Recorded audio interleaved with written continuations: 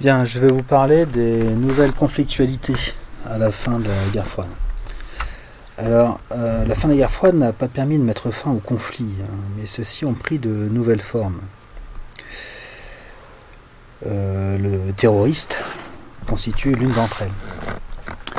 C'est d'abord le renouveau d'une technique ancestrale.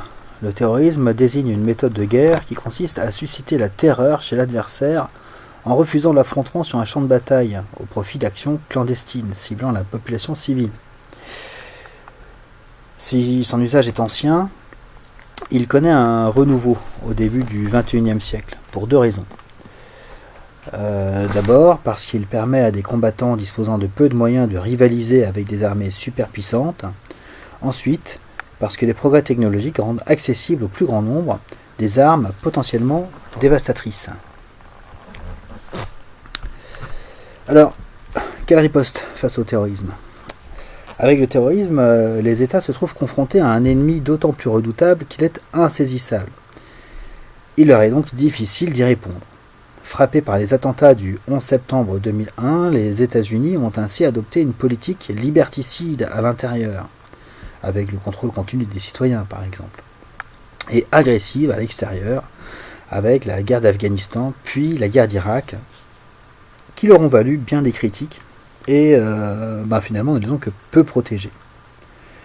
En fait, le concept de guerre contre le terrorisme, avancé par le président George Bush, qui a été président de 2001 à 2009, n'a guère de sens. Le terrorisme n'étant qu'une méthode qui peut être mise au service de n'importe quelle cause. Les guerres d'Irak et d'Afghanistan, loin d'avoir fait reculer le terrorisme, ont contribué à accroître l'anti-américanisme et donc à susciter de nouvelles vocations terroristes, comme les attentats de Boston en 2013, ou plus récemment. C'est pourquoi le président Obama, élu en 2009, a changé de stratégie, privilégiant des actions de police, avec le repérage et l'élimination ciblée de terroristes par des drones, plutôt que des actions militaires d'envergure, coûteuses et souvent peu efficaces.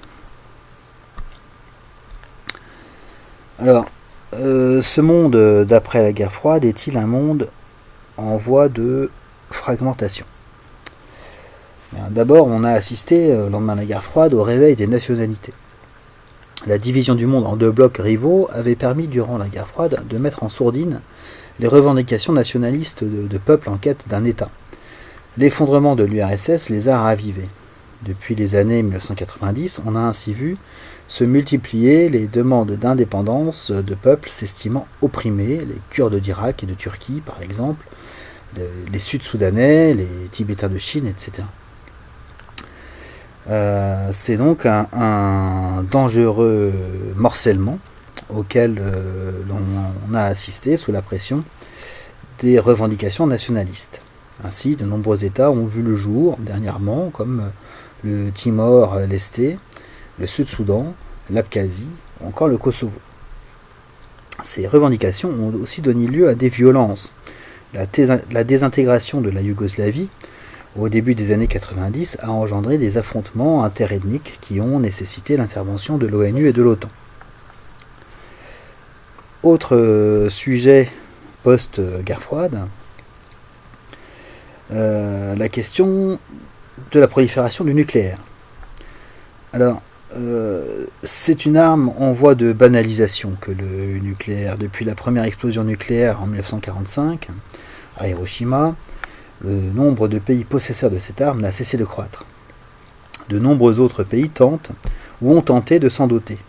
L'Iran, l'Arabie Saoudite, le Brésil, la Syrie, la Libye par exemple. Rappelons qu'à l'heure actuelle, 9 pays possèdent l'arme nucléaire: les États-Unis, la Russie, le Royaume-Uni, la France, la Chine, l'Inde, le Pakistan, Israël et la Corée du Nord. Alors, le risque d'une guerre nucléaire n'est pas écarté depuis la guerre froide, loin de là. L'arme nucléaire est considérée comme un facteur d'apaisement en vertu de sa capacité de dissuasion. Deux pays possédant l'arme nucléaire sont censés ne pas s'attaquer par crainte des représailles. Cela suppose que les dirigeants de ces deux pays fassent preuve de rationalité, ce que l'on avait assisté pendant l'épisode des missiles de Cuba. Mais beaucoup s'inquiètent de la prolifération nucléaire. Plus le nombre d'États détenteurs est grand, plus le risque d'utilisation augmente, surtout dans des régions particulièrement tendues comme le Moyen-Orient, ou les frontières sensibles comme entre l'Inde et le Pakistan par exemple.